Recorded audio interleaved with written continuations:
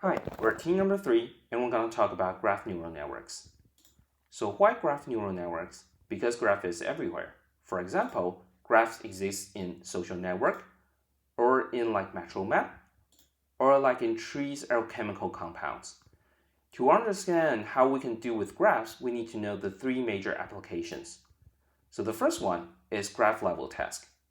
Given a whole graph as input, we might be interested in doing a binary classification.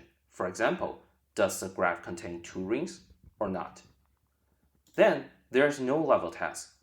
Given a social network as input, we might be interested in classifying each node whether it's allegiance to John A or allegiance to Mr. Hyde. Last, there's edge level task. Given a semantic segmentation image as input, we might be interested what are the relationship between each instances, so it's the edge we're going to classify. So how does a GNN actually works? So a graph neural network takes a graph as input and also outputs a graph. If we can represent a node as an embedding, this embedding throughout the layers will talk to its neighbors and transform into another embedding. So at last, we'll have an embedding of nodes. Then we can build task heads on top of it to do like node classification, graph classification, or link prediction. Currently, there's a trend of foundation models.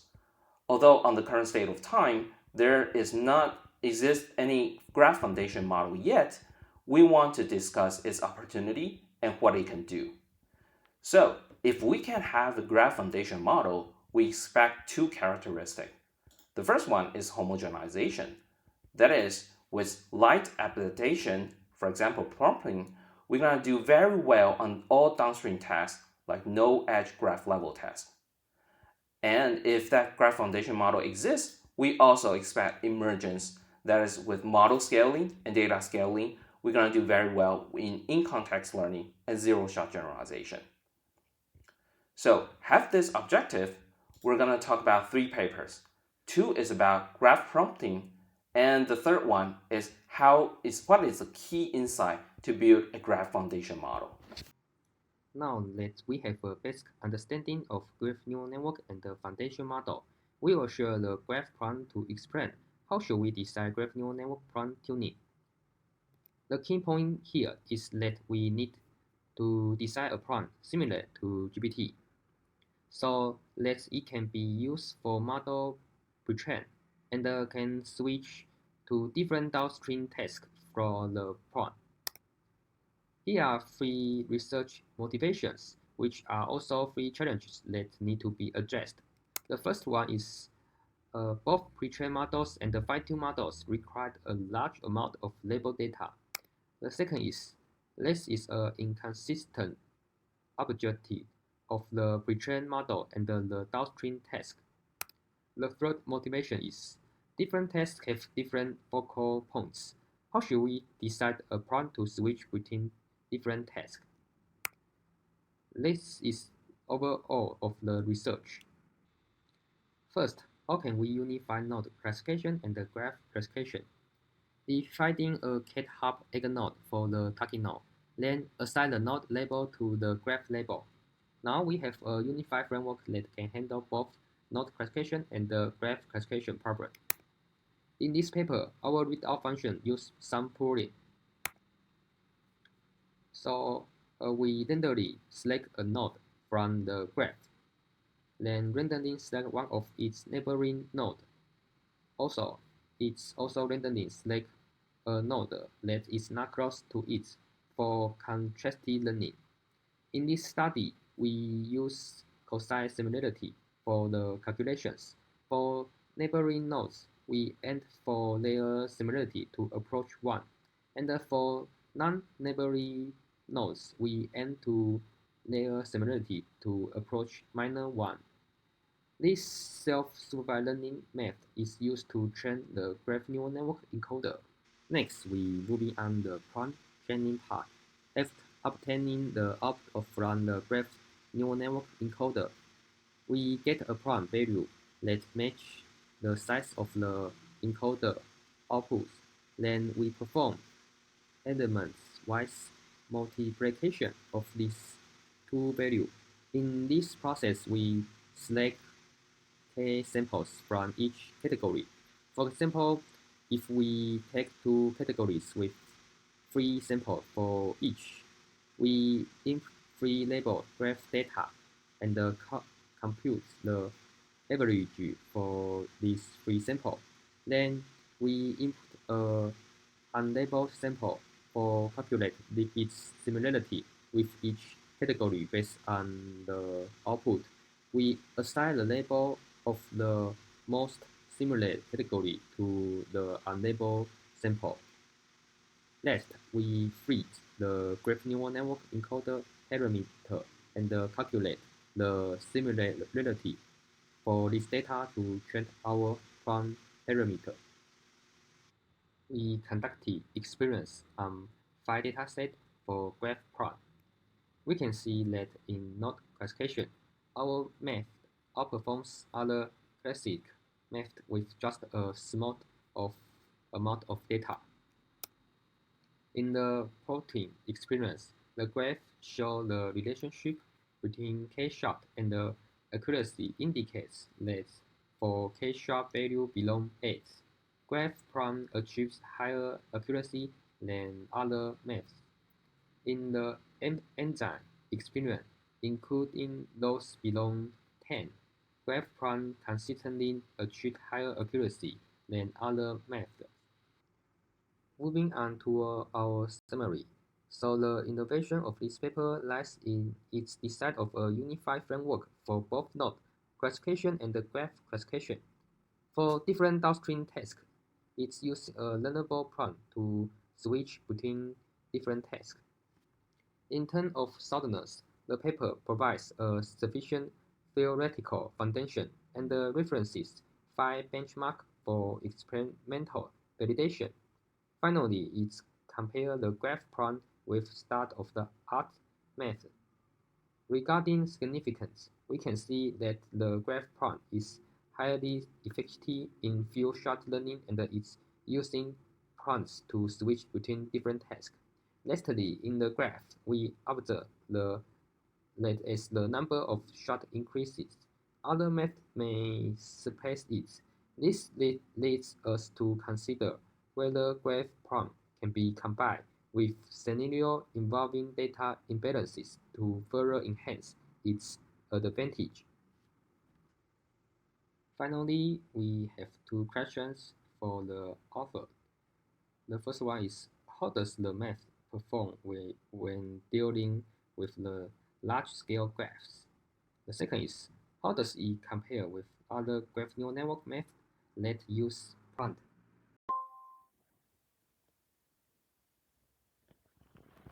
Now, I'm going to talk about all-in-one multitask prompting for graph neural networks. Here's a motivation challenge. In NLP, our input is a sentence. Our prompt is a sentence as well. In graph neural networks, our input is a graph. So, should our prompt be a graph as well?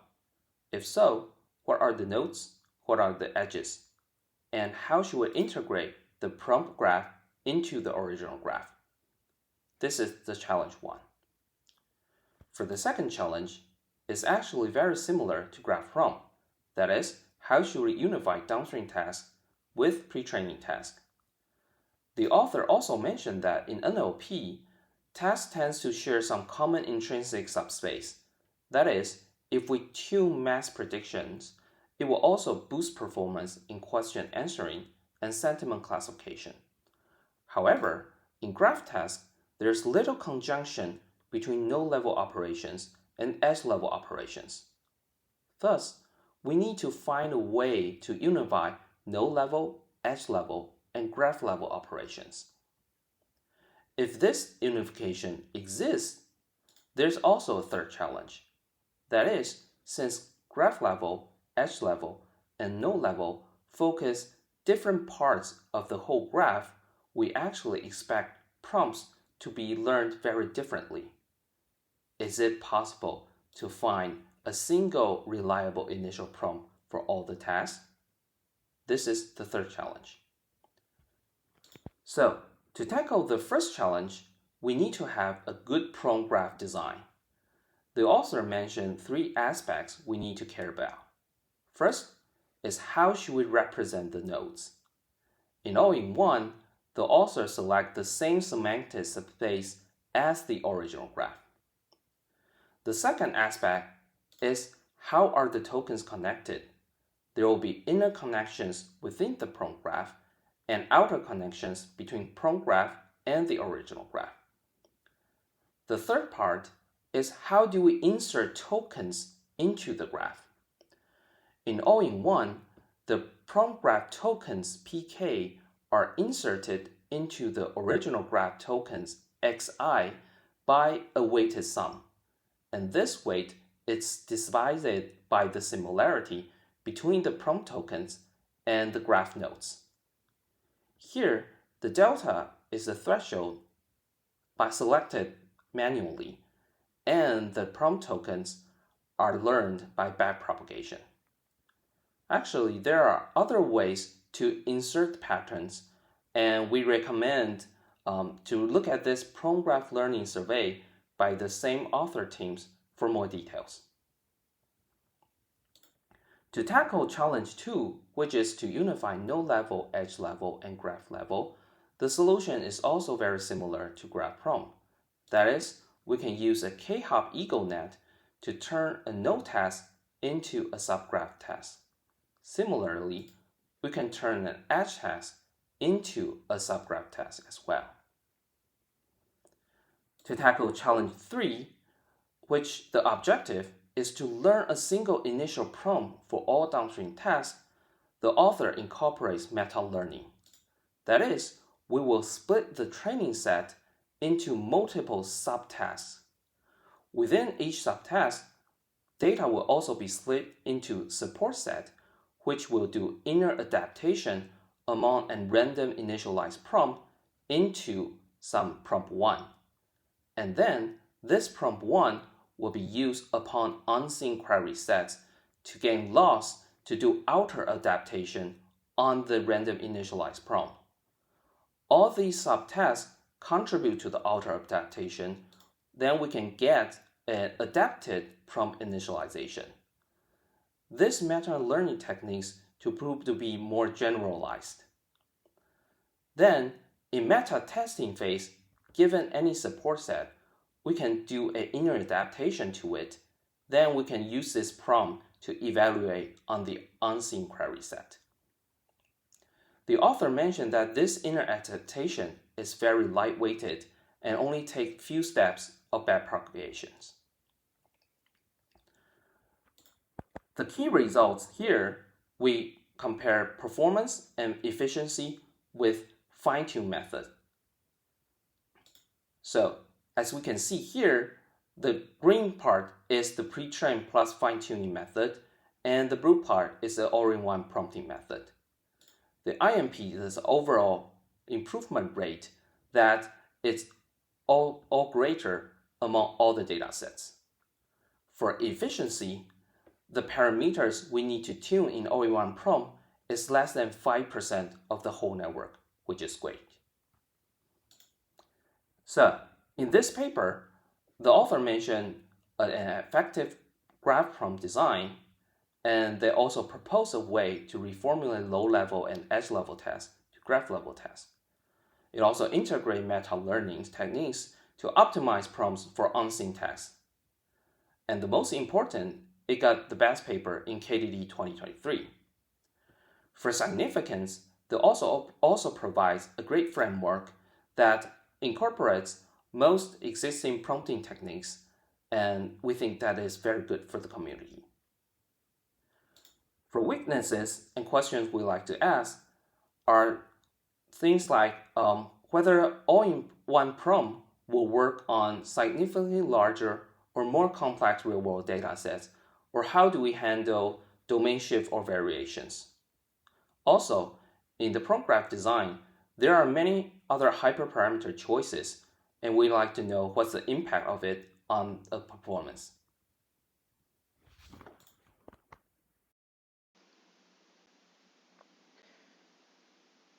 Here is graph foundation models. And here's the motivation. In a well-developed field of computer vision, techniques involve extracting numerous language vocabularies from sentences. Similarly, in NLP, techniques involve extracting numerous vision vocabularies from images. To establish a successful graph foundation model, how can we derive its graph vocabulary?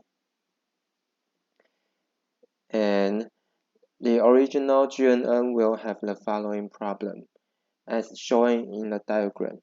From a structural analysis, V1 is similar to V4, and V2 is similar to V3.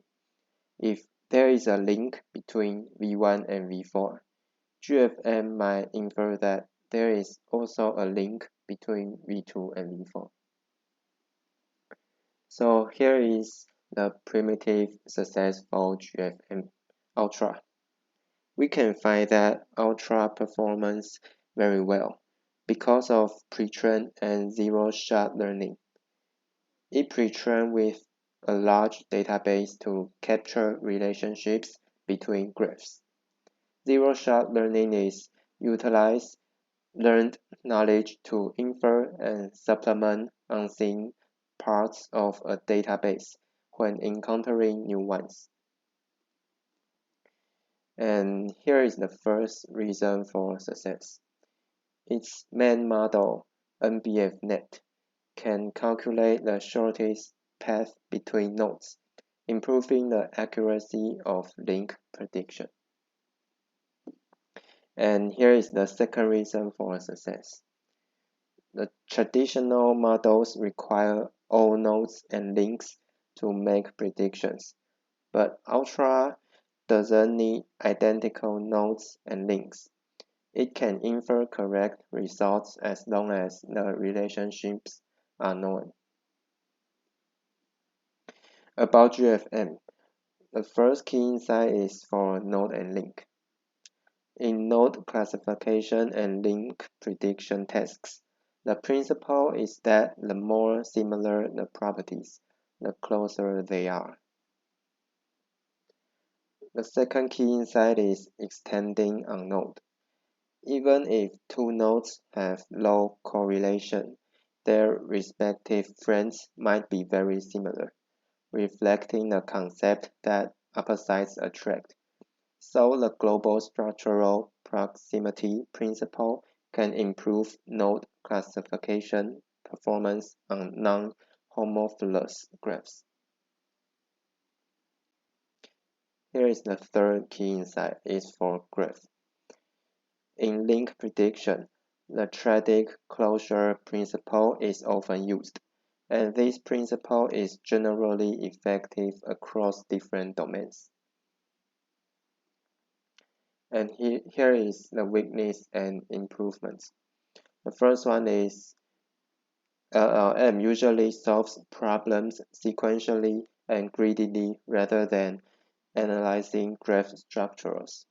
A better strategy is to map graph structures to discrete token sequences, allowing LLM to handle graph structures.